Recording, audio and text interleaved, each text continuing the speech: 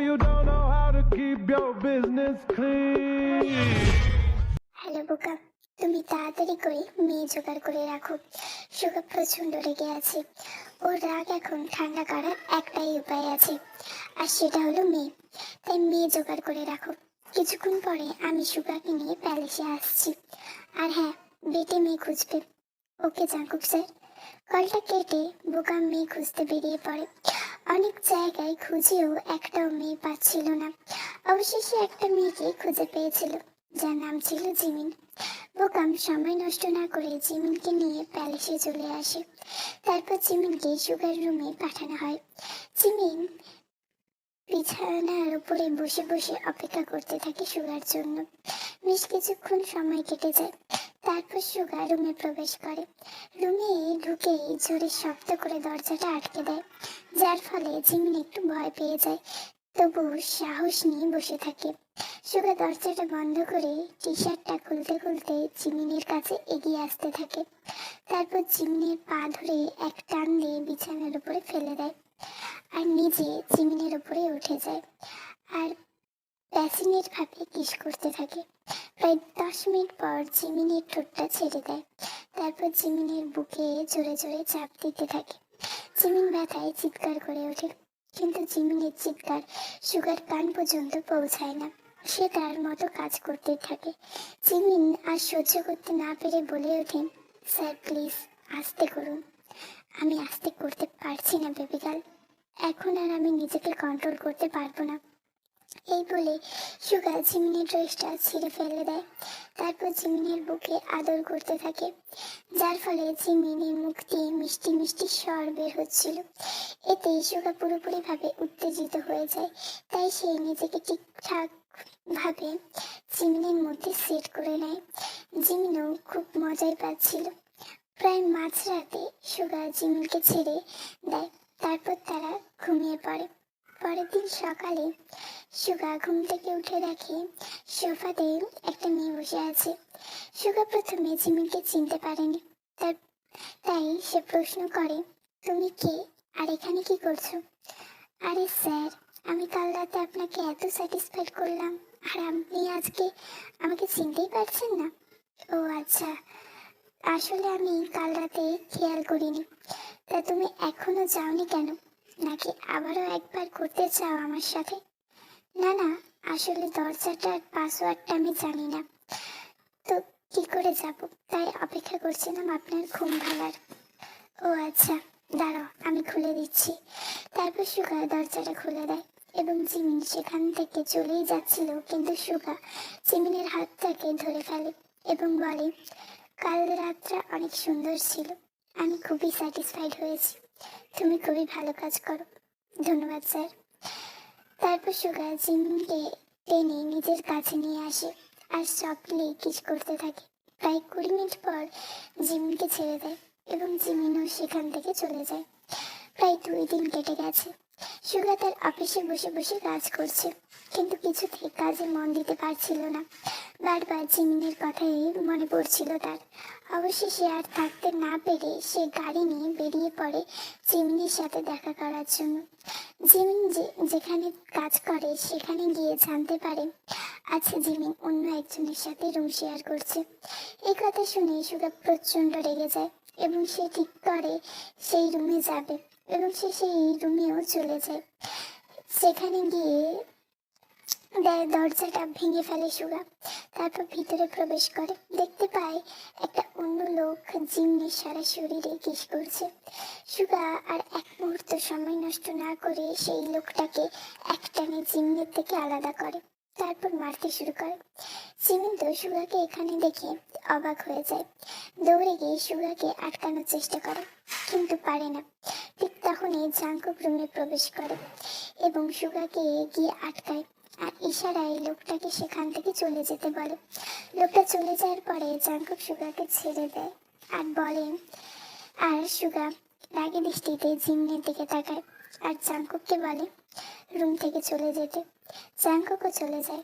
তারপর সুগা জিমিনের দুবাহু শক্ত করে চেপে ধরে বলে, কেন তুমি ওই লোকটার সাথে রুম শেয়ার করছিলে?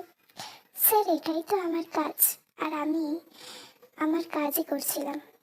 সুগা এবার নিজের রাগটাকে কিছুটা দমিয়ে বলে, আজ থেকে আর এইসব কিছু করতে হবে না।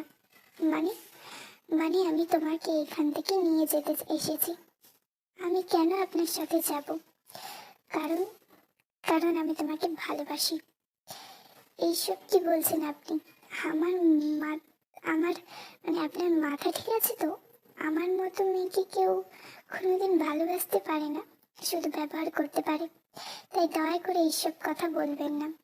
সুগা এবার আরো শক্ত করে জীবনকে চেপে ধরে বলে, চুপ, একদম চুপ। কে বলেছে ভালোবাসা যায় না? আমি তো তোমাকে প্রচন্ড ভালোবাসি। তুমি জানো, সেই দিনের পর থেকে আমি তোমাকে কিছুতেই ভুলতে পারছি না। প্রতিটা মুহূর্তে আমার তোমার কথা মনে পড়ছে। তোমাকে ছাড়া আমি আর থাকতে পারবো না। তাই তো ছুটে তোমার কাছে চলে এসেছি। আমি তোমাকে আমার সাথে নিয়ে যেতে চাই, সারা জীবনের জন্য। বলো, তুমি যাবে আমার সাথে? কিন্তু, কোনো কিন্তু না জিমিন, প্লিজ চলো আমার সাথে। তারপর জিমিনও রাজি হয়ে যায় সুগার সাথে যাওয়ার জন্য। তাই সুগা সেখান থেকে জিমিনকে নিয়ে চলে আসে নিজের প্যালেসে ঢুকে সুগা বলে, জিমিন, এখন তুমি আমার পাশের রুমে থাকো, তারপর বিয়ে হয়ে গেলে আমার রুমে শিফট হয়ে যাবে। জিমিন সুগার কথায় মাথা নাড়িয়ে সম্মতি জানায় আর মেয়েদের সাথে উপরে রুমে চলে যায়। সন্ধ্যার সময় পার্লার থেকে কিছু লোক এসে জিমিনকে রেডি করিয়ে দেয়। জিমিন রেডি হয়ে রুমে বসেছিল, হঠাৎ করে দরজা খোলার শব্দ শুনতে পেল। সেদিকে তাকিয়ে দেখলো সুগা এসেছে। বরের সাজে সুগাকে অপরূপ সুন্দরী লাগছে। জিমিন তো চোখই সরাতে পারছিল না। সুগা জিমিনের একেবারে কাছে এসে বলে, আমাকে দেখা শেষ হলে চলুন ম্যাডাম, বিয়েটা করে ফেলি, নাহলে তো বাসর রাতে দেরি হয়ে যাচ্ছে। জিমিন তো লজ্জায় মাথা নিচু করে ফেলে। সুগা জিমিনকে লজ্জা পেতে দেখে বলে ওঠে, আর লজ্জা পেতে হবে না, চলো এবার। তারপর তারা নিচে চলে আসে আর বেশ কিছুক্ষণের মধ্যেই তাদের বিয়েটা সম্পূর্ণ হয়। চাঙ্কুকের গার্লফ্রেন্ড তে জিমিনকে নিয়ে সুগার রুমে যায়। জিমিন রুমে ঢুকে তো পুরোই অবাক, কারণ রুমটা ছিল বিশাল বড়। জিমিন দেখে প্রশ্ন করে, তিনি এই রুমে থাকেন? হ্যাঁ, কেন? একা এত বড় রুমে থাকেন কি করে? রুমটায় যা সাইজ, তাতে এখানে ভালোভাবে ফুটবল খেলা যাবে। জিমিনের কথা শুনে তো হাসতে হাসতে মাটিতে লুটিয়েই পড়ে। হাসিটাকে কিছুটা কন্ট্রোল করে তে বলে, তা তুমি তোমার বরকেই জিজ্ঞেস করে নিও, সে এখানে একা একা থাকে কিভাবে। এই কথা বলে তে রুম থেকে চলে যায় আর জিমিন বিছানার উপরে গিয়ে বসে। বেশ কিছুক্ষণ পরে সুগা রুমে প্রবেশ করে এবং দরজাটা বন্ধ করে দেয় আর জিমিনের কাছে এগিয়ে বিছানার উপরে উঠে বসে এবং বলতে শুরু করে, কি হলো, তুমি এরকম চুপচাপ ভাবে বসে আছো কেন? আসলে আমার কাছে সবকিছু স্বপ্নের মতো লাগছে। কেন? কারণ আমার মধ্যে একজন পেগালকে কেউ বিয়ে করতে পারে, এটা কোনোদিন আমি কল্পনাও করতে পারবো না। জিমিনের এমন কথা শুনে সুগা এক টান দিয়ে জিমিনকে নিজের বুকের কাছে নিয়ে আসে এবং শক্ত করে জড়িয়ে ধরে বলে, কে বলেছে তুমি পেগাল? তুমি টেবিল কিং সুগার বউ। কিন্তু আমার অতীতের পরিচয় ভুলে যাও, তোমার অতীতটাকে। আমি তোমার অতীত দেখে তোমাকে ভালোবাসিনি, আমি তোমার বর্তমানে থাকতে চাই। তাই সবকিছু ভুলে নতুন করে জীবন শুরু কর। জিমিন মাথা নাড়িয়ে সুগার কথায় সম্মতি জানায়। তারপর সুগা জিমিনের গায়ে থাকা সব গয়না খুলে ফেলে। তারপর জিমিনের চুলটাও খুলে ফেলে এবং জিমিনের চুলে মুখ ডুবিয়ে চুলের ঘ্রাণ নিতে থাকে। তারপর চুলগুলোকে সরিয়ে খাড়ের একটা জোরে কামড় দেয়। জিমিন একটু ব্যথায় চিৎকার করে ওঠে। জিমিনের চিৎকার শুনে সুগা জিমিনকে ছেড়ে জিমিনের দিকে তাকায়। তারপর কিছু না বলে জিমিনকে পুরোপুরি ভাবে ছেড়ে দেয়। জিমিন অবাক হয়ে যায় সুগার এরকম কর্মকাণ্ডে। তারপর সুগাকে প্রশ্ন করে, কি হলো এটা? আমি চাই না আর তোমাকে হার্ট করতে, তাই জন্য ছেড়ে দিলাম। কে বলেছে আমি হার্ট হয়েছি? আমি বরং খুবই মজাই পেয়েছি, বরং আপনি দূরে সরে যাওয়াতে আমি কষ্ট পেয়েছি। সত্যি বলছো জিমি? হ্যাঁ, সত্যি বলছি। তারপর সুগার এক মুহূর্ত সময় নষ্ট না করে জিমিনের উপরে ঝাঁপিয়ে পড়ে, চুমুতে চুমুতে ভরিয়ে দিতে থাকে জিমিনকে। তারপর ধীরে ধীরে জিমিনের বুকে নেমে আসে এবং সেখানে বেশ কিছুক্ষণ রাজত্ব চালায়। তারপর জিমিনের শরীরে নিচের দিকে স্পর্শকাতর জায়গায় ধীরে ধীরে চাপ দিতে থাকে, যার ফলে জিমিন আরো উত্তেজিত হয়ে যায়। আর থাকতে না পেরে সুগাকে বলে, সুগা প্লিজ, আমি আর সহ্য করতে পারছি না, তুমি আমাকে ঠান্ডা করো প্লিজ। জিমিনের এরকম আবেদনময় কণ্ঠ শুনে সুগাও আর নিজেকে কন্ট্রোল করতে পারে না, নিজেকে প্রবেশ করায় জিমিনের মধ্যে। আর দুজনেই মেতে ওঠে সেই আদিম খেলায়। প্রায় মাঝরাতের দিকে সুগা জিমিনকে ছাড়ে। তারপর সুগা জিমিনকে কোলে তুলে ওয়াশরুমে নিয়ে যায় এবং দুজনে মিলে শাওয়ার নিয়ে নেয়। তারপর রুমে এসে ঘুমিয়ে পড়ে। পরের দিন সকালে প্রায় 10টার দিকে দুজনের ঘুম ভাঙে। দুজনেই উঠে ফ্রেশ হয়ে নিচে নেমে আসে। ওদের দুজনকে দেখে জাঙ্কুক প্রশ্ন করলো, কিরে, কাল রাতে কি ফুটবল খেলাটা একটু বেশি খেলেছিস, যার কারণে আজ এত দেরি করে ঘুম থেকে উঠলে? বুঝতেই যখন পারছিস তাহলে প্রশ্নটা কেন করছিস? দুই বন্ধুর কথা শুনে জিমিনকে লজ্জায় লাল হয়ে যায়। জিমিনকে লজ্জা পেতে রেখে তে বলে ওঠে, লজ্জা পেয়ে কোনো লাভ নেই, ওরা দুই বন্ধু একসাথে থাকলে এরকমই লাগাম ছাড়া কথা বলে, তুমি অভ্যাস করে নাও। তারপর তারা ব্রেকফাস্ট করে নেয় এবং সুগা আর জাঙ্কুক নিজেদের কাজে বেরিয়ে পড়ে। এইভাবে 7টা মাস কেটে যায়। বেশ কিছুদিন ধরে জিমিনের শরীরটা ভালো যাচ্ছে না, কিছুই খেতে পারছিল না। তবে এই কথা সে কাউকে বলেনি। আজ সকাল থেকে তার শরীরটা একটু বেশি খারাপ লাগছে। সে সিঁড়ি দিয়ে নিচে নেমে আসছিল, ঠিক তখনই জিমিন মাথা ঘুরে পড়ে যায়। তখন বাড়িতে সুগা বা জাঙ্কুক কেউ ছিল না। তে আর মেয়েরা মিলে জিমিনকে রুমে নিয়ে যায়। আর তে তো ডাক্তার এবং সুগার জাঙ্কুককে কল করে ডাকে। জিমিনের শরীর খারাপের কথা শুনে সুগা দৌড়ে দৌড়ে বাড়ি আসে। বাড়ি এসে দেখে ডাক্তার জিমিনকে চেক করছে।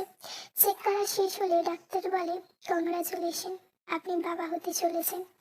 ডাক্তারের কথা শুনে সুগা অনেক খুশি হয়ে যায়। সে দৌড়ে জিমিনের কাছে চলে যায়, তারপর জিমিনের পাশে বসে পড়ে। থ্যাংক ইউ জিমিন, তুমি আজ আমাকে সেরা উপহার দিয়েছ। তারপর জিমিনের কপালে গাঢ়ভাবে ঠোঁটের স্পর্শ এঁকে দেয়। জিমিনও সুগাকে জড়িয়ে ধরে। আজ জিমিনের ডেলিভারির দিন। সুগা অপারেশন থিয়েটারের সামনে পায়চারি করছে। সুগাকে এরকম করতে দেখে জাঙ্কুক সুগার কাছে এসে বলে, আরে ভাই তুই এত চিন্তা করছিস কেন? তুই যেদিন এই পরিস্থিতিতে এসে দাঁড়াবি জাঙ্কুক, সেই দিন তুই বুঝবি আমি কেন চিন্তা করছি। সুগা জাঙ্কুকের কথাই বলছিল, ঠিক তখনই ডাক্তার আর নার্স ভিতর থেকে বেরিয়ে এলো। নার্সের হাতে ছিল ফুটফুটে একটা কন্যা সন্তান। নার্স বাচ্চাটাকে সুগার কাছে দেয়। সুগা আনন্দে কি করবে বুঝতে পারছিল না।